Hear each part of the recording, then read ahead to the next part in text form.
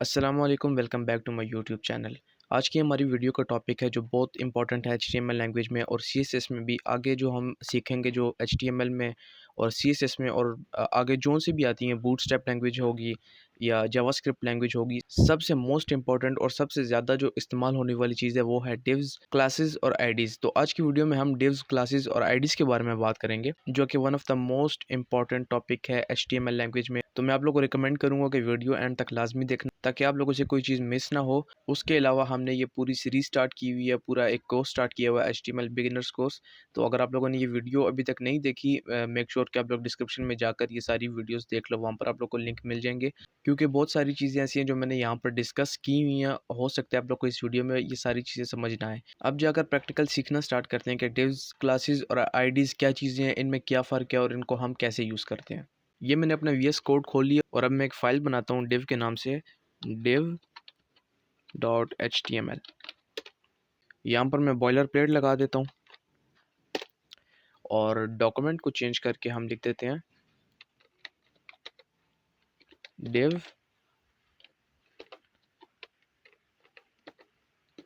IDs and classes. अब जाकर देखते हैं कि डिव होता क्या है। डिव शॉर्ट फॉर्म है डिवीजन की, इसको डिवीजन या सेक्शन भी कहते हैं।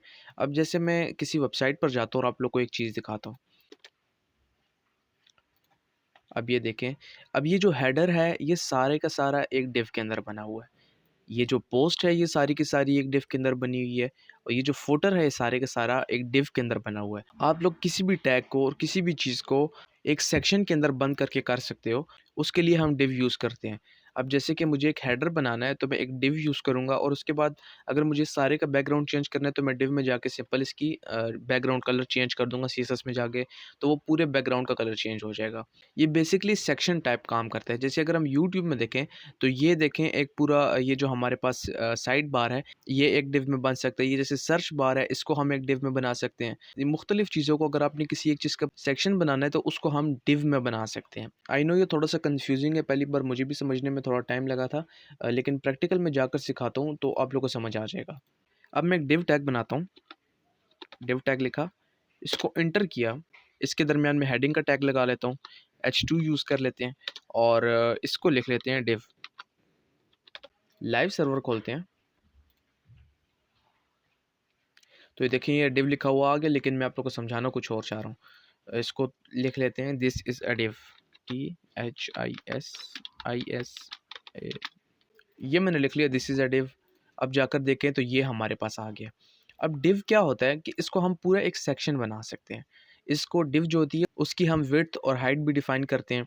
अगर मैं इसको बॉर्डर देना चाहूँ तो ये हमें डिफ़ाइन कर देगा कि ये हमारी जो डिव है वो कितनी है। इसको मैं बॉर्डर दे देता हूँ। स्टाइल में जाते हैं। ये बेसिकली सीएसएस की चीज़ें हैं, आप लोगों ने इस पर ज़्यादा फोकस नहीं करना। ये जब हम आगे जाकर सीएसएस सीखेंगे तो वहाँ पर जाके ये चीज़ें मैं डिटेल से समझाऊँगा। तो यहाँ पर मैं बॉर्डर दे देता हूँ, बॉर्डर सॉलिड 1 पिक्सल और ब्लैक। ये देखें तो ये इसने हमें एरिया डिफाइन करके दे दिया है कि ये जो आपका डिव है, ये जो आपका सेक्शन है, उसकी विड्थ और हाइट ये है। इसको हम चेंज भी कर सकते हैं। जैसे अगर ये जो एरिया है इसको मैं हेडर बनाना चाहता हूँ और इसकी विड्थ और हाइट अपनी मर्ज़ी से डिफाइन करना चाहता हूँ, तो वो हम इसी के आगे लिखेंगे विड्थ। विड्थ लिखा, सॉरी यहाँ पर लिखेंगे विड्थ है वो मुझे 90 पिक्सेल्स चाहिए और पिक्सेल्स के लिए हम px यूज़ करते हैं। यहाँ पर ये px लिख दिया। जाकर देखें तो ये इसने 90 पिक्सल तक हमारा डिव जो है महदूद कर दिया है। अब मैं चाहता हूँ कि मुझे 500 पिक्सेल्स का चाहिए, इसको 500 कर देते हैं। 500 किया, ये देखिए इसकी विड्थ बड़ी होगी। अब मैं चाहता हूँ कि इसकी हाइट भी बड़ी हो। इसकी हाइट को मैं चाहता हूँ कि ये हो जाए, इसकी हाइट जो है वो हो जाए 100 पिक्सेल्स। जाकर देखें तो ये इसकी हाइट ज़्यादा होगी। इसको ज़्यादा और मैं कर देता हूँ, इसको 300 कर दूँ।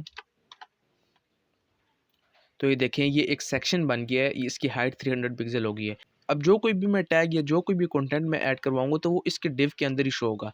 जैसे मैं एक पैराग्राफ ऐड करवाता हूँ, इसके बाद h2 के बाद मैं लिखता हूँ एक पैराग्राफ और लॉरेम मैं कर देता हूँ 60 वर्ड्स।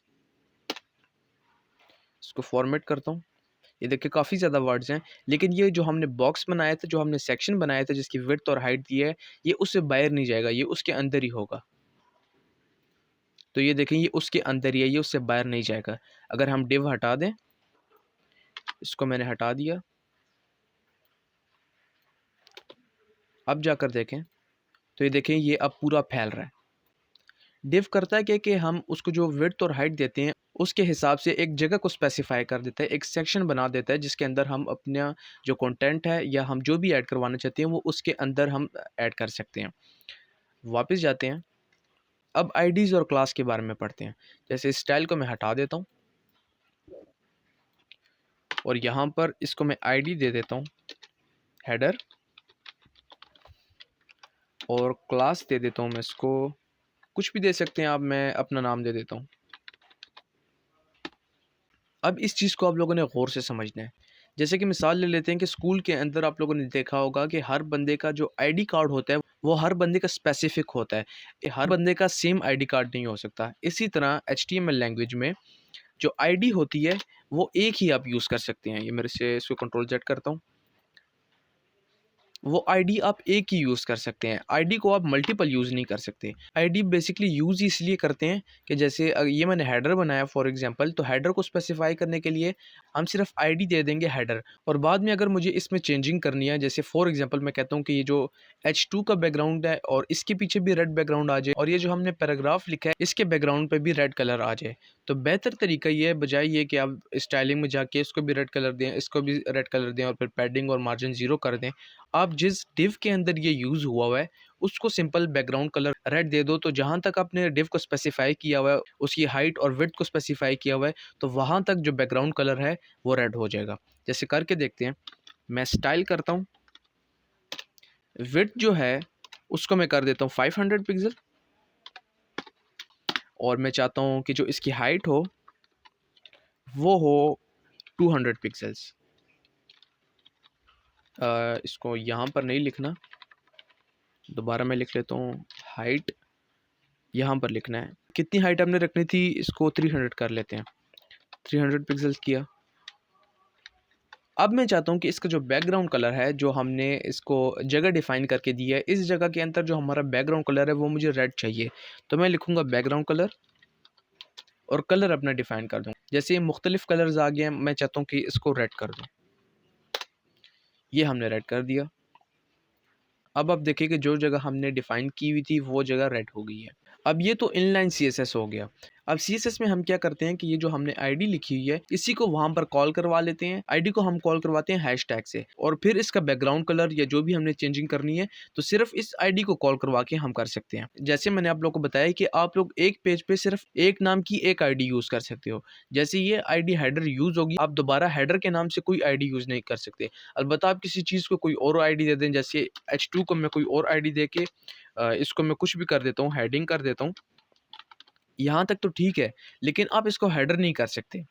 ये टेक्निकली बहुत गलत माना जाता है, उसके लिए क्लासेस होती हैं। अब क्लासेस पे आते हैं, तो आईडी तक तो मेरे ख्याल से आप लोगों को क्लियर हो गया होगा कि आईडी एक नाम से आप लोग सिर्फ एक ही बार डिक्लेयर कर सकते हो। अब क्लासेस को देखते हैं। मिसाल के तौर पे यहाँ पर मैं काफ़ी ज़्यादा H2 टैग्स ऐड करवा देता हूँ। इसको मैं कॉपी करता हूँ और इसको मैं कई बार पेस्ट कर लेता हूँ। इसको पेस्ट किया, इसको पेस्ट किया, इसको 3-4 बार और पेस्ट कर दिया।